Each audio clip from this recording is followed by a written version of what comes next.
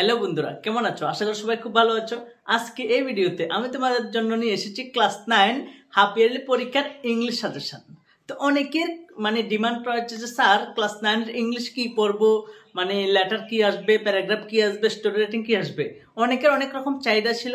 তো ফাইনালি তোমাদের জন্য নিয়ে এসেছি আমি ক্লাস 9 ইংলিশ সাজেশন 2024। তো এই সাজেশনের মধ্যে তোমরা প্রত্যেকটি চ্যাপ্টার থেকে অল্প কয়েকটি করে কোশ্চেন পাবে। ডেফিনেটলি এই 3 দিনের মধ্যে, তোমাদের পরীক্ষার 3 দিন রয়েছে, এই 3 দিনের মধ্যে যদি তোমরা কভার করতে পারো ডেফিনেটলি ভালো একটা নাম্বার পেতে পারো। তো অনেকে ভাববা যে স্যার এই 3 দিনের মধ্যে পরে কি আমরা শেষ করতে পারবো এত বড় একটা সিলেবাস? আমি বলছি দেখো, তোমাদের এই 3 দিনের মধ্যে শেষ করতে পারো মতো করে সাজেশন নিয়ে এসেছি। আর আরেকটি কথা মাথায় রাখবে, সারা বছর ধরে যাই পড়া হোক না কেন, পরীক্ষার আগ মুহূর্তে যে 2-3 দিন সময় থাকে এটাই হলো বেস্ট সাজেশন। বুঝতে পারছো তো? সো আর কথা না বাড়িয়ে একটু সাজেশনটুকু দেখে নাও কিরকম। আর যদি ভালো লাগে অবশ্যই আমার সাথে যোগাযোগ করে স্ক্রিনে দেওয়া এই ফোন নাম্বার থেকে তোমরা কন্ট্যাক্ট করে আমার থেকে সাজেশন নিয়ে নেবে, ঠিক আছে? সো ভালো লাগলে অবশ্যই আমাদের সাথে থাকবে। তো তাহলে সেই সাজেশনটা, ঠিক আছে, তোমাদের ক্লাস 9 এর হাফ ইয়ারলির যে ইংলিশটা, ঠিক আছে। তো আমি বলেছি, তো এর মধ্যে তোমাদের টোটাল চ্যাপ্টার রয়েছে 6টা। এতটুকু তো আমরা সবাই ক্লিয়ার। দেখো এতটুকু ক্লিয়ার তো? 2টা গল্প, 2টা কবিতা, 2টা সাপ্লিমেন্টারি। তো আমাদের টোটাল পড়তে হবে 6টা। তো এর মধ্যে থেকে আমাদের প্যাসেজ আসবে প্রথমে, একদম শুরুতে, প্রশ্নের শুরুতে 80 নম্বর পরীক্ষাতে শুরুতে 20 নম্বরের একটা প্যাসেজ আসবে। এটা পরে আমরা ভালো করে নিজেদের মতো করে আমরা এই প্রশ্নগুলি বের করে প্রশ্নগুলি ভালো করে পরে ভালো করে রিডিংটা ভালো করে কয়েকবার পরে এমসিকিউগুলি কোশ্চেনগুলি লিখবো মোটামুটি, যাতে আমরা অ্যাটলিস্ট 20-এর মধ্যে 10 নাম্বার যাতে পেতে পারি অ্যাটলিস্ট, ঠিক আছে। তারপর আমরা গল্প কবিতার থেকে ঢুকবো। তো গল্প কবিতার থেকে তোমরা এই প্রশ্নগুলি পড়বে, যে অনেকে যারা রয়েছে এখনও ঠিকভাবে পড়ো নাই। আমি টোটাল 6টা চ্যাপ্টার থেকেই ইম্পর্টেন্ট 1 মানের বা 3 মানের বা বড় প্রশ্ন যাই আসুক আমি দিয়ে দিয়েছি ইম্পর্টেন্ট করে। তোমরা যাদের প্রয়োজন হবে একদম ভালো করে দেখে নেবে। সব না শিখতে পারলেও এই কোশ্চেনগুলো শিখলে কমন আসবে, আমি গ্যারেন্টি দিয়ে বলছি এই সাজেশন থেকে কমন আসবে। দেখো দাপান দে হেড, যেমন আমি কয়েকটা চ্যাপ্টার দেখাচ্ছি তোমাদের। দাপান দে হেড থেকে আমি কোশ্চেন দিয়েছি টোটাল, দেখো এই কোশ্চেনগুলি টোটাল দাপান দে হেড থেকে আমি টোটাল কোশ্চেন দিয়েছি, একটু বড় চ্যাপ্টার 9টা দিয়েছি। এর থেকে এবার আনসারগুলি আমি খুব সুন্দর করে সহজ ভাষাতে দিয়েছি। তারপরে যেমন দ্য সাউন্ড অফ মিউজিক, এটার মধ্যে 2টা পার্ট রয়েছে, পার্ট 1 পার্ট 2। তো পার্ট 1 পার্ট 2-র মধ্যে দেখো আমি কোশ্চেনগুলি দিয়েছি, আর পার্ট 2-র মধ্যে এই কোশ্চেনগুলি, ঠিক আছে। এবার 2টা গল্পই দেখিয়েছি, এবার একটা কবিতা দেখাচ্ছি, দ্য রোড নট টেকেন, ঠিক আছে। দেখো রোড নট টেকেন, এটার থেকে তোমরা 1 মানের কোশ্চেন শিখতে হবে। 1 মানের কোশ্চেন আমি অনেক কমিয়ে দিয়েছি, ফাইনালি টোটাল মাত্র 11টা দিয়েছি, ঠিক আছে। তো কোশ্চেনগুলি যেমন 1 নম্বর কোশ্চেন যদি বলি, who is the poet of the poem the road not taken, answer হবে Robert Frost is the poet of of the poem বা অফ এতয়ের ইটার দ্য রোড নট টেকেনের পোয়েট হচ্ছে Robert Frost. 2 number, where were the 2 roads, where কোথায়, 2টা road কোথায়, আবার 2টা roads were diverse in yellow wood হলুদ বনের মধ্যে 2টা রোড। এমন করে কোশ্চেনগুলি শিখবা। তারপরে দেখতে পাচ্ছ এখানে 2 মানের কোশ্চেনগুলি আমি এত বেশি দিই নাই, টোটাল 5টা দিয়েছি, আর সাবস্টেন্সটা দিয়েছি। দেখো সাবস্টেন্সের মধ্যে কি বলেছি, দেখো the road not taken is a beautiful short poem written by Robert Frost. It is a well-known poem about making choice in our lives. The poet described his experience in this poem. তারপরে plus দিয়েছি, দেখো প্লাসের মধ্যে বলেছি যে question number 3 এবং question number 5টা লিখে দিবা। সাবস্টেন্স একটু বড় লিখতে হবে, কারণ এটি 5 নাম্বার আসবে। তাই যে উত্তরটুকু দিয়েছি এই উত্তরটুকু লিখে তারপরে প্রশ্ন 3 এবং 5 এর উত্তরটুকু লিখে দিলে সম্পূর্ণ নাম্বার পাওয়া যাবে। তো একটু বাংলা বুঝে পড়বে। কীরকম, আমি একটা কোশ্চেনে বাংলা পড়াচ্ছি, আর সবগুলি পড়লে অনেক ভিডিও লম্বা হবে। যেমন দেখো সাবস্টেন্সটা দেখো সবাই, হ্যাঁ। এবার আমি আশা করি এটা অনেক, তো দেখো আমি তোমাদের সুবিধার্থে 2টা কবিতা থেকে সাবস্টেন্সটুকু আসবে, এই সাবস্টেন্স দুইটার থেকে একটা আসবেই, মানে কোশ্চেনগুলি ঘুরিয়ে দিতে পারে। ধরো রোড নট টেকেনের সাবস্টেন্স এসেছে, কিন্তু পরীক্ষাতে সাবস্টেন্স না বলে অন্যভাবে ঘুরিয়ে দিয়েছে, কিন্তু তোমাদের যখন বুঝবা যে রোড নট টেকেন থেকে এসেছে বড় কোশ্চেনটা, তখন এই সাবস্টেন্স যেটা শিখবে ওইটা লিখে দিবা। ধরো ওয়েন্ট থেকে তোমাদের যে সাবস্টেন্সটা পড়াবো, ধরো ওইটা আসে নাই, এমনভাবে বলে নাই যে give the substance of the poem went, এমন বলে নাই। ওয়েন্ট থেকে অন্যভাবে ঘুরিয়ে টুরিয়ে কিছু দিয়েছে, তখন তোমরা আমি যেটা পড়াচ্ছি ওইটা দিয়ে দিবা। তো আজকের এই ভিডিওর মাধ্যমে আমি সাবস্টেন্স দুইটা ভালো করে বাংলা সহকারে বুঝিয়ে দেবো। ডেফিনেটলি ভালো করে পড়লে এতটুকু উপকারে আসবে। আর এই যেমন দেখো, এই একদম সব চ্যাপ্টার একদম লেটার প্যারাগ্রাফ থেকে শুরু করে লেটার থেকে শুরু করে সবগুলি রয়েছে, ঠিক আছে। তো দেখো এবার যেমন দেখো এখানে give the substance of the substance বা সেন্ট্রালাইজেশন যেটা আসুক রোড নট টেকেন থেকে।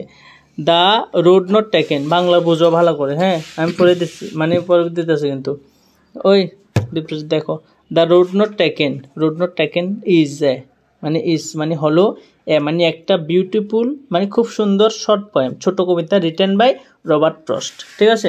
এই লাইনটা কেন লিখেছি, ধরো এখানে দেখো, ধরো এমন এসেছে যে উইন্ড এসেছে, উইন্ড কবিতাটা, তখন লিখবা যে wind is a beautiful short poem written by Robert Frost, বা যে লিখেছে আর কি সুব্রমণ্য ভারতী বা যে লিখেছে, তখন এভাবে লিখবা যে wind is a beautiful short poem written by লেখকের নাম। এখানে রোড নট টেকেন এসেছে, লিখবা যে the road not taken is a beautiful short poem written by Robert Frost. একটা লাইন শিখে নিতে পারবে কমনভাবে। তারপরে রোড নট টেকেন হলো বিষয়টা কীরকম, রোড মানে একটা বন, পুরোটা একটা বন, লেখক গিয়েছে এরকমভাবে এমন একটা রাস্তা, ঠিক আছে।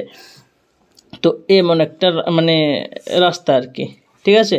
তো বিষয়টা হলো এরকম যে ধরো এমনভাবে দিতে পারি যে লেখক ধরো একদম এখানে ধরো লেখক রয়েছে, ঠিক আছে। তো এটাও একদম গভীর জঙ্গল, এদিকে কোন দিকে কোনটা যাবে কারোর জানা নেই। লেখক এখানে আসলো, এখানে এসে এখানে মিলিত হলো, তারপর লেখক কনফিউশনে পড়ে গেল যে এই রাস্তা দিয়ে যাবে নাকি এই রাস্তা দিয়ে যাবে, মানে দুইটা রুট। মানে এবার প্রশ্ন হলো দ্য রুট মানে রাস্তা, নট টেকেন মানে কোনটা নেবে কোনটা নেবে না। তো এটা মনে করো ফার্স্ট রুট, এটা মনে করো সেকেন্ড রুট। তো লেখককে সেকেন্ড রুটটাই চুজ করছিল, কারণ সেকেন্ড রুটটার মধ্যে কেউ যাইতো না। তো কেউ যাইতো না দেখেই লেখকে মানে ভাবছে যে রুটটা দিয়ে কেউ যাইতেছে না, ওই রুটটাই আমি বাচ্চা নেবো, চুজ করে নেবো, এরকম আর কি। তো এবার এরকম গল্পটা এরকম। তো সে এটার মধ্যে দিয়ে আমরা এটাই বোঝাতে চাইতেছে যে আমরা জীবনে এমন অনেক সিদ্ধান্ত আইব, এমন পরিস্থিতি আইব যে দুইটার থেকে আমাদের একটাই চুজ করে নিতে হইব। তো আমাদের এমনভাবে ডিসিশনটা নিতে হবে যাতে যেটা নেব যাতে আমাদের উপকারে আসে, ভেবে চিনতে ভালোভাবে সিদ্ধান্ত নিয়ে নিতে হবে। যে আমি ক্লাস 10-এর পর আমাকে সায়েন্সে পড়তে হবো না কমার্সে পড়তে হবো, অনেক ভেবে চিনতে আমাকে সিদ্ধান্ত নিতে হবে। এরকম অপশান দুইটা থাকবে, যেরকম লেখকের কাছে দুটো অপশান, একটা রাস্তা কোনটা নেবে তাকে সিদ্ধান্ত করে নিতেই হবে ভালোভাবে, এতটুকুই। তো বলেছে যে ইট ইজ মানে এটা হলো এ ওয়েল নোন পোয়েম, একটা পরিচিত, ওয়েল নোন মানে পরিচিত, পোয়েম মানে কবিতা, অ্যাবাউট মানে সম্পর্কে, মেকিং চয়েস মানে সিদ্ধান্ত নেওয়ানোর মতো একটা কবিতা, ইন আওয়ার লাইফস আমাদের জীবনে সিদ্ধান্ত নেব এরকম রিলেটেড একটা কবিতা।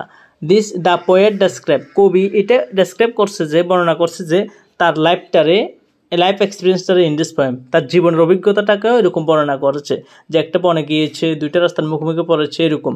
তারপর 3 নাম্বার উত্তরটা দেখবে, 3 নাম্বার উত্তরে বলেছে যে 3 নাম্বার উত্তরটা দিয়ে দিবা।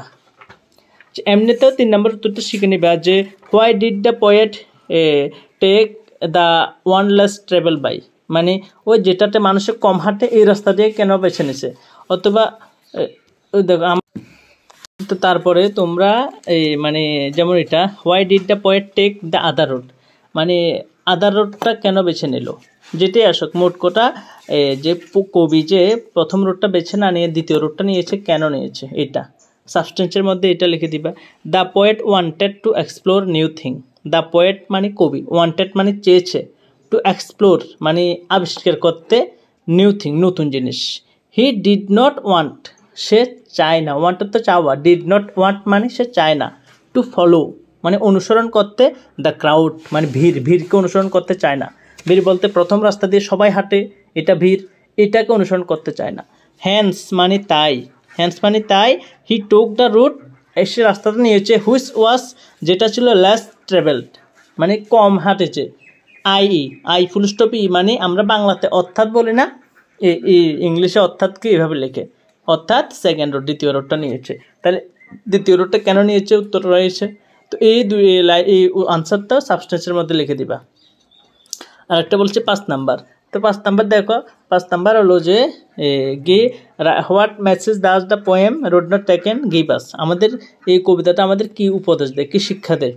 The important message that the poet, the গুরুত্বপূর্ণ বার্তা, মেসেজ তো বার্তা, ড্যাট যে কবি ওয়ান্টস টু গিভ আস, আমাদের দিতে চায় যে দ্য চয়েস মানে সিদ্ধান্ত, ড্যাট উই ফেস, যে that we make has an impact on our future, মানে কইছে যে একটা সিদ্ধান্ত যেটা আমাদের ফিউচারে ইম্প্যাক্ট করতে পারে, প্রভাব ফেলতে পারে।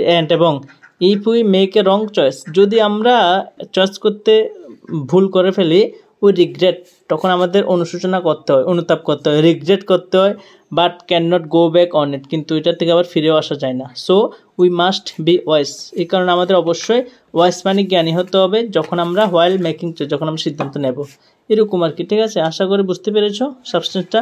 এবার উইন্টের থেকে তোমরা মাত্র আমি কোশ্চেন দিয়েছি 4টা, তো ছোট বড় মানে ছোট 4টা দিয়েছি আর সাবস্টেন্সটা দিয়েছি। তো সাবস্টেন্সটা দেখো, অনেকে ভাববা যে ছোট, এই 2-3 দিনের মধ্যে এতটুকু শিখতে পারবে না, এতটুকু শিখে সুন্দর করে লিখতে পারলে অনেক। আমি মেন কথাগুলিকে লিখিয়ে দিয়েছি, এতটুকু অনেক মানে সুন্দর করে দিয়েছি। ওয়েন্ট মানে হলো বাতাস। ঠিক আছে, লিখবে যে wind is a short poem written by Subramania Bharati লিখেছে। ঠিক আছে, এই লাইনটা শিখে নেবে। তারপর দ্য পোয়েট কবি ডেসক্রাইব বর্ণনা করেছে দ্য পাওয়ার মানে ক্ষমতা অফ ওয়েন্ট বাতাসের ক্ষমতাটা বর্ণনা করেছে ইন দিস পোয়েম এই কবিতার মধ্যে। The symbols of wind is মানে বাতাসের যে প্রতীক, সিম্বলিজম প্রতীকটা হলো যে odds and obstacle that we face in life, আমাদের জীবনে যেটা আমরা ফেস করি। The wind god hates weakling, বাতাসের দেবতাটা ঘৃণা করে দুর্বলদের, উইকলিংসদের। ঠিক আছে, পোকস ফান অফ দেম, এবং তাদেরকে নিয়ে মজাও করে। যেমন একটা দুর্বল বাড়ি বানিয়েছে, মানে বয়স হয়েছে অনেক, মানে অনেক দিন আগে তৈরি করা বাড়ি একটা, তো বাতাস আসলে বাড়িটা ভেঙে যাবে, তো এটা দুর্বল দেখে ভেঙে গিয়েছে। এটার জায়গায় যদি একটা বিল্ডিং ঘর হতো তখন বাতাসটা আর ভাঙতে পারতো না। এই জন্য বলেছে, কবি বলেছে যে বাতাসটা বা বাতাসের দেবতাটা দুর্বলদের নিয়ে মজা করে, অর্থাৎ দুর্বলকে ভেঙে দিতে পারবে, উড়িয়ে নিতে পারবে, বা দুর্বল এরকম আর কি। But he makes friend with the strong because he is symbol of might and strength, কারণ কিন্তু সে আবার শক্তিদের মানে শক্তিশালীর বন্ধু হতে পারে। যেমন একটা আগুন লেগেছে, বড় সড়ো আগুন লেগে গিয়েছে, বাতাস আসলে এই আগুনটা আরও বড় হয়ে যাবে, তখন বাতাসের হাত ধরে এক জায়গার আগুন উড়ে গিয়ে অন্য জায়গায় আগুন লেগে আরও বেড়ে যাবে। কিন্তু একটা ছোট আগুন লাগলে, সবেমাত্র আগুন ধরেছে, তখন বাতাস আসলে আগুনটা নিভে যাবে। তো এটার দ্বারা বোঝাচ্ছে কবি যে মানে আগুনের দিয়ে বোঝাচ্ছে যে বাতাস শক্তিকে আর শক্তিশালী করে দেবে, দুর্বলকে একবারে ধ্বংস করে দেবে, এরকম আর কি। এই জন্য বলেছে যে সে হলো শক্তিশালীর বন্ধু, কারণ তার প্রতীক হলো he is the symbol of might and strength, তার সিম্বল হলো সে শক্তির প্রতীক, এরকম। ঠিক আছে, আর সাপ্লিমেন্টারিও দিয়েছি। আশা করি এতটুকু, আজকে আর অনেক লম্বা হয়ে গেছে ভিডিওটা। তো যাদের প্রয়োজন হবে সাজেশানটা, পিডিএফটা অবশ্যই যারা টিচাররা রয়েছে অবশ্যই নিয়ে নেবে। ঠিক আছে, তো আমার সাথে যোগাযোগ করবে 9612261677 এই নাম্বার যোগাযোগ করে ফোন করে আমার থেকে সাজেশানটা নিয়ে নেবে যাদের প্রয়োজন হবে। ঠিক আছে, সো আজকের জন্য টাটা।